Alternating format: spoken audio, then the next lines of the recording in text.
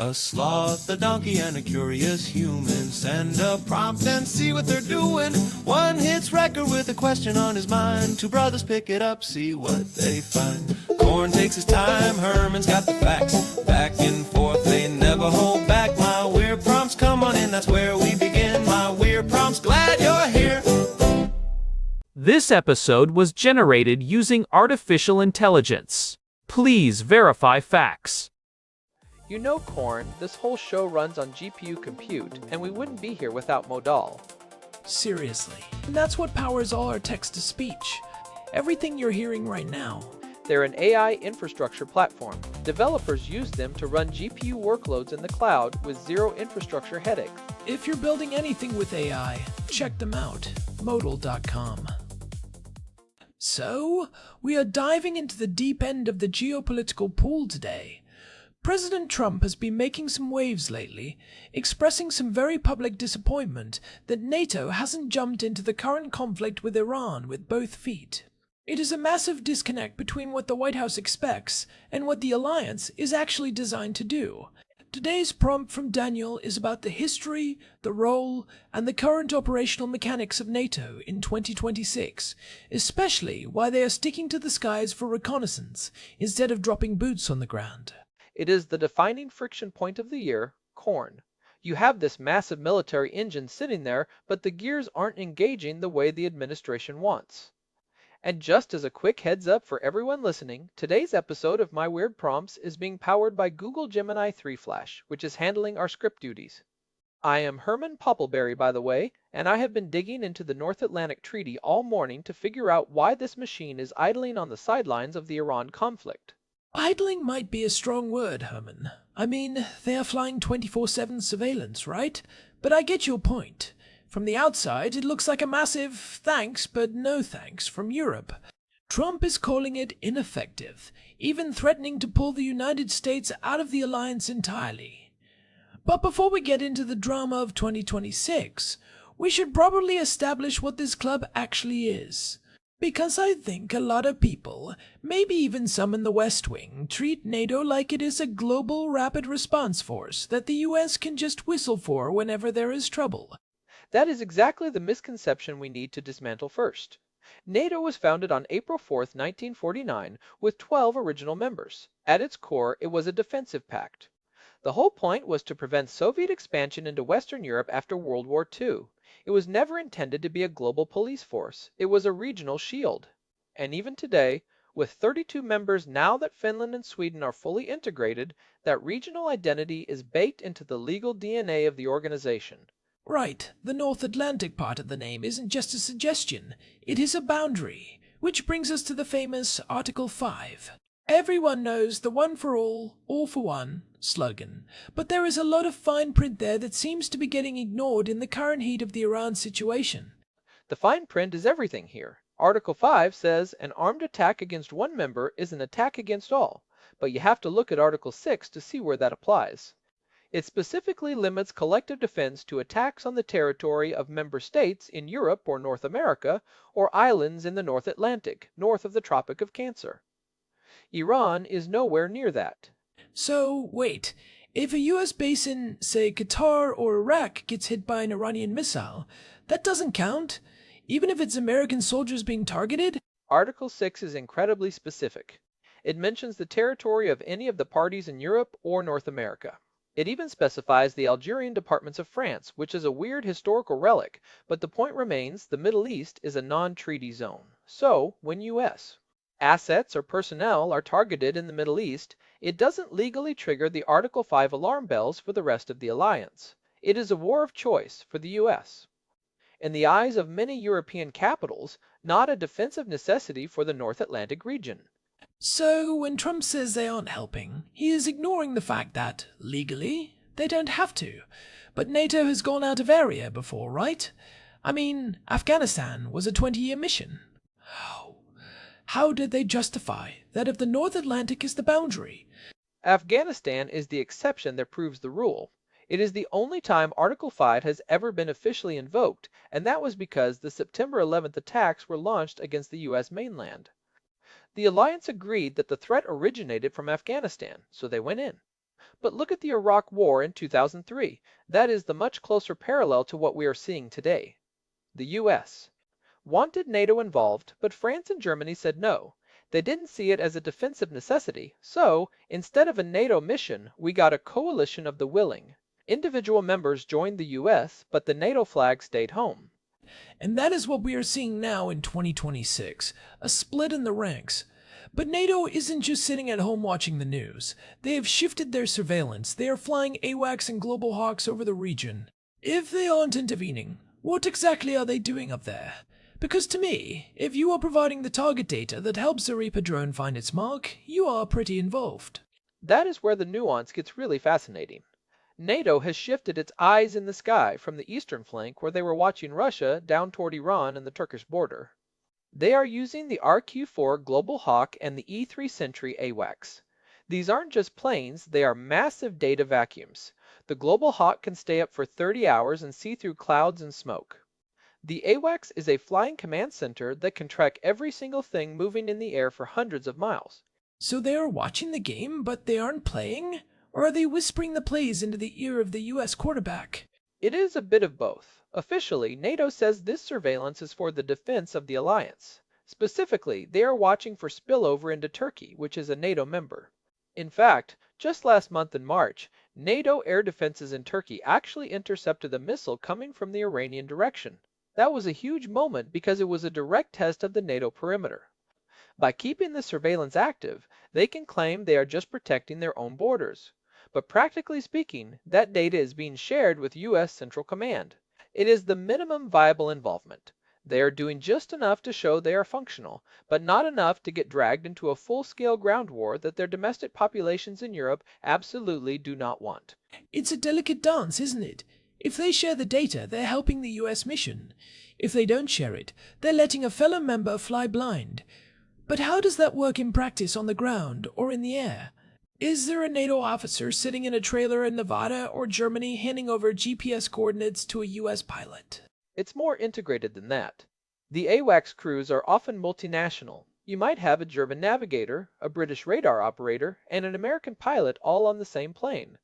The data they collect goes into a shared common operational picture. It's a digital map that everyone in the alliance can see. So NATO doesn't have to hand over the data. The US already has access to it because they're part of the network. The friction comes when the US wants to use that data to launch a strike, and the European partners say, we provided that for defensive monitoring, not for offensive targeting. It's a massive legal gray area that keeps the lawyers in Brussels busy 24 hours a day. It is a classic bureaucratic middle ground. We'll tell you where the bad guys are, but we won't help you shoot them. I can see why that would drive a guy like Trump crazy. He likes clear wins and clear commitments. This limited engagement feels like a half measure. But let's look at the hardware for a second, because I think the scale of this surveillance is something people underestimate. You mentioned the Global Hawk and the AWACS. Since January of this year, NATO has run over 1,200 surveillance flights in the Middle East. That is not a small operation. Not at all. And the technical side of this is what makes it so potent. The AWACS, that Boeing E3 Sentry with the big rotating radar dome on top, is essentially a mobile air traffic control for a war zone. It can detect aircraft over 400 kilometers away. It can distinguish between friendly and hostile targets in real time. By having those in the air, NATO is essentially mapping the entire Iranian air defense network and every troop movement within several hundred miles of the border. Even if they aren't the ones pulling the trigger, they are providing the map for the people who are.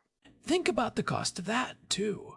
An AWACS costs something like $270 million to build, and tens of thousands of dollars per hour to fly.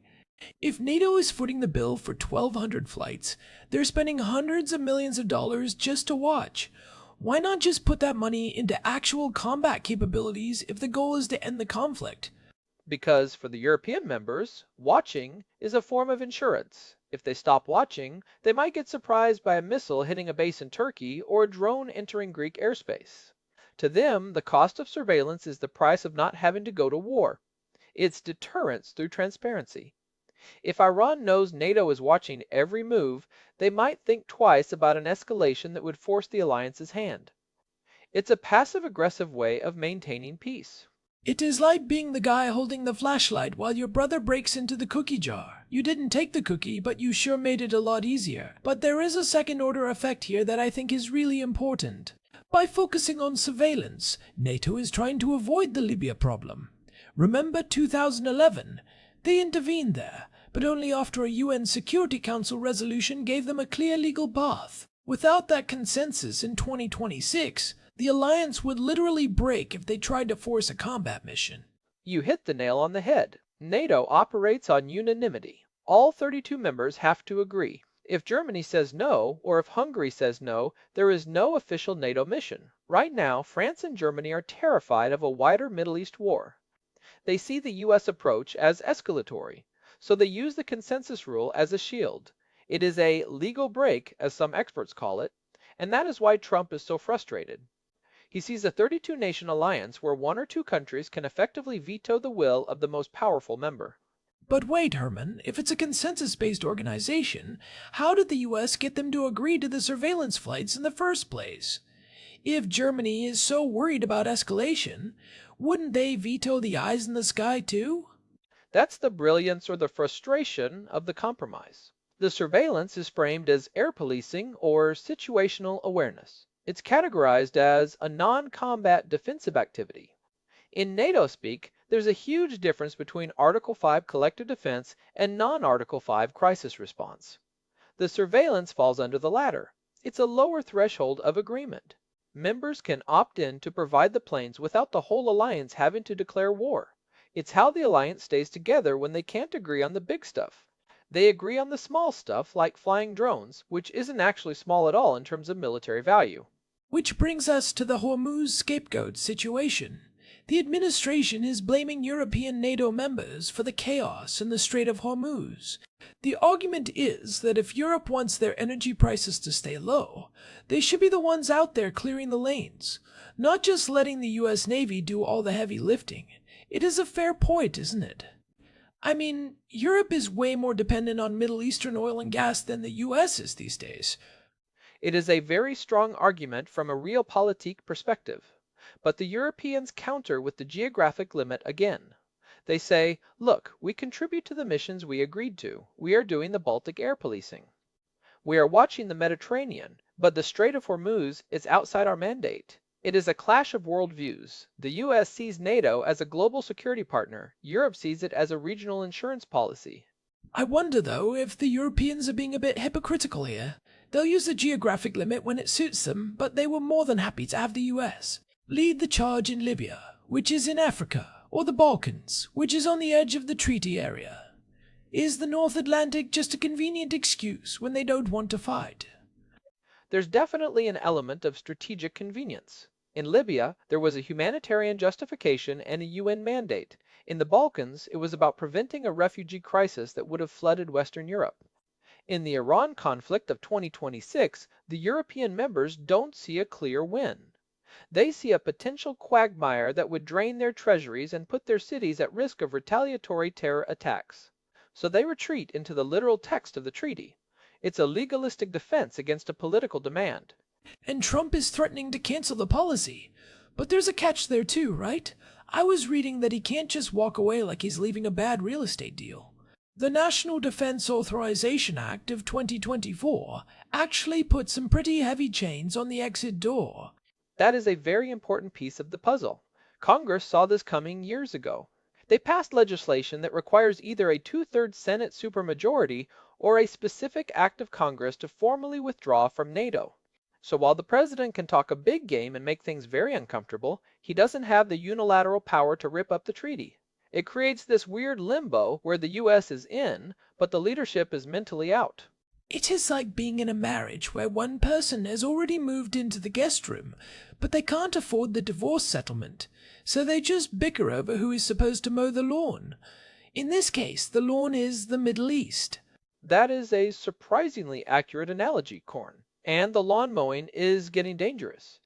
When that missile was intercepted over Turkey in March, it proved that the North Atlantic isn't as isolated from the Middle East as the European members would like to think. If Iran starts targeting NATO infrastructure in Turkey more consistently, Article 5 suddenly becomes very relevant. At that point, the choice to intervene disappears and becomes a legal obligation. Let's pull on that thread for a second. If Turkey gets hit and they invoke Article 5, can a country like France or Belgium still say no, or are they forced to send troops? This is the most misunderstood part of Article 5. The text says each member will take such action as it deems necessary, including the use of armed force. The key phrase is, as it deems necessary. It doesn't actually mandate a specific military response. If Turkey is attacked, Germany could technically say, we deem it necessary to send 5,000 blankets and a strongly worded letter. Now politically, that would destroy the alliance. The credibility of the nuclear umbrella would evaporate. But legally? There's no NATO police force that can force a member to send tanks. That is terrifying. The whole world order is basically built on a pinky swear that everyone will actually show up with guns instead of blankets. But here is what I find wild. The RQ-4 Global Hawk. You said it has a 22,000-mile range. It can basically fly from the US to Iran, loiter for a day, and fly back. When NATO deploys these, they aren't just sending a drone. They are sending a signal. They are saying, we see everything. It is a form of deterrence that doesn't involve dropping bombs. But does it actually work? Or does it just make the other side more aggressive because they know you won't actually strike? That is the trillion-dollar question. In the intelligence world, information dominance is considered a form of power. If you know exactly where the enemy is, they can't surprise you. But if you have all that information and you never use it to stop the enemy, the information becomes a record of your own inaction. That is the tension in NATO right now. They have the best data in the world and they are handing it to the US, but as a collective group, they are refusing to take the next logical step. Here's a fun fact for you, Herman. Did you know that the AWACS fleet is actually registered in Luxembourg? Luxembourg doesn't even have an air force. But because NATO needed a neutral place to register the planes that all members own together, they picked the smallest guy in the room. It's why those giant planes have the Luxembourg lion on the tail. I did know that. It's a great example of the weird, patchwork nature of the alliance. It's a multinational corporation that happens to own some of the deadliest surveillance tech on the planet. But back to your point about deterrence, there's a theory called the surveillance paradox. The idea is that by watching too closely, you actually lose the ability to ignore small provocations. If NATO sees a small Iranian boat moving a mine, they have to decide, do we tell the world? Do we stop it? If they see it and do nothing, they look weak. If they see it and act, they've started a war. Sometimes not knowing is easier for a bureaucracy. You know what this reminds me of? It is like that old saying about all hat and no cattle. NATO has the biggest hat in the world, 32 nations, the most advanced tech, a massive combined budget. But when it comes to the cattle of actual combat in 2026, the herd is scattered. And that brings us to the two-tier alliance problem. You have the US, which is operating on a global scale, and then you have the European members who are increasingly focused on their own backyard. The 2022 strategic concept that NATO put out. This was before the current Iran mess actually tried to bridge this gap. It explicitly mentioned hybrid threats and cyber attacks as things that could trigger Article 5. They were trying to modernize the alliance for the 21st century. But they didn't anticipate that the biggest threat wouldn't be a Russian tank rolling into Poland, but a Middle Eastern conflict that would test their political will to act outside of Europe. It is the out-of-area debate all over again, but with higher stakes. In the 90s, the slogan was NATO, out of area or out of business. That is how they justified the intervention in Kosovo in 1999. That was NATO's first real offensive operation, and it didn't involve an attack on a member state. They did it for humanitarian reasons. But in 2026, the appetite for that kind of moral intervention is gone. Europe is tired. They have the Ukraine fallout still echoing. They have inflation, and they have an aging population. They don't want to hear about global security. They want to hear about regional stability. And you have to remember the internal politics of these countries. In 2026, the coalition governments in places like Germany and the Netherlands are incredibly fragile. If a German chancellor agreed to send troops to the Persian Gulf, their government would likely collapse the next day. The regional stability they care about is their own domestic political stability. NATO is a tool to protect that, not a tool to risk it for US interests in the Middle East. And that is the practical takeaway for anyone following this. If you want to know what is actually going to happen in the Iran conflict, don't look at the NATO press releases. Look at the flight patterns. If those AWACS flights start increasing, or if they move closer to the border, it means the alliance is prepping for a spillover. If they pull back, it means the political friction has become so bad that they are even willing to go blind just to stay out of the fight. It is a high-stakes game of chicken. Trump is betting that if he threatens to leave, Europe will pony up and join the fight. Europe is betting that the U.S. legal system will keep Trump in the alliance while they wait for the conflict to blow over. And meanwhile, the RQ-4s are just circling, recording everything, while the politicians argue about what the word defense actually means. It's also worth noting the role of Turkey here. They are the swing state of NATO. They have the second largest army in the alliance, they sit right on the border of the conflict, and they have their own agenda. If Turkey decides they want a NATO mission to protect their southern border, the rest of Europe can't really say no without breaking the treaty. Turkey holds the keys to the Article 5 ignition. It is a fascinating look at how an institution that was built for a world of clear borders and two superpowers is struggling to adapt to a world where the threats are messy, the borders are porous, and the leader of the alliance might be its biggest critic. The 2026 Iran conflict isn't just a test of U.S. military power, it is a stress test for the very idea of a Western alliance. Well, I think we have thoroughly deconstructed the NATO is useless narrative, while also showing exactly why the U.S. is so frustrated. It is a legal, geographic, and political knot that isn't going to be untied by a few angry tweets or a couple of surveillance flights. It is deep, it is technical, and it is messy, which is exactly why we like it. Wait, I'm not supposed to say that word.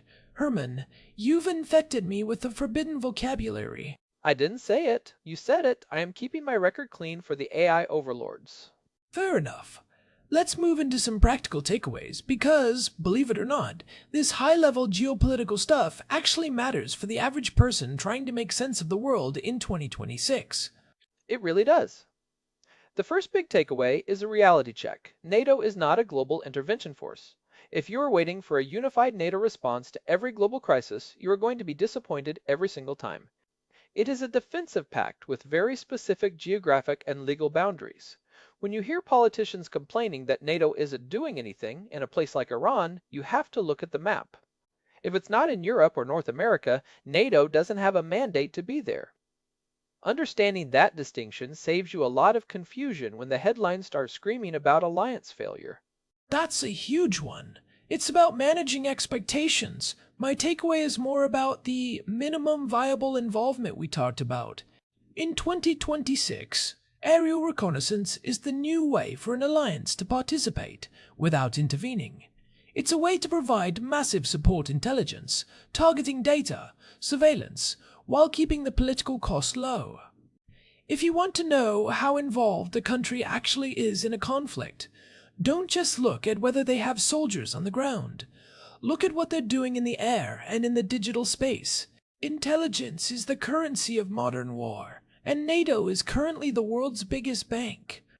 That is such a good point. And as a practical tip for the real news junkies out there, you can actually track a lot of this yourself. NATO's AWACS deployment schedules and RQ-4 flight patterns are often visible on public flight tracking sites, or at least discussed in open-source intelligence circles.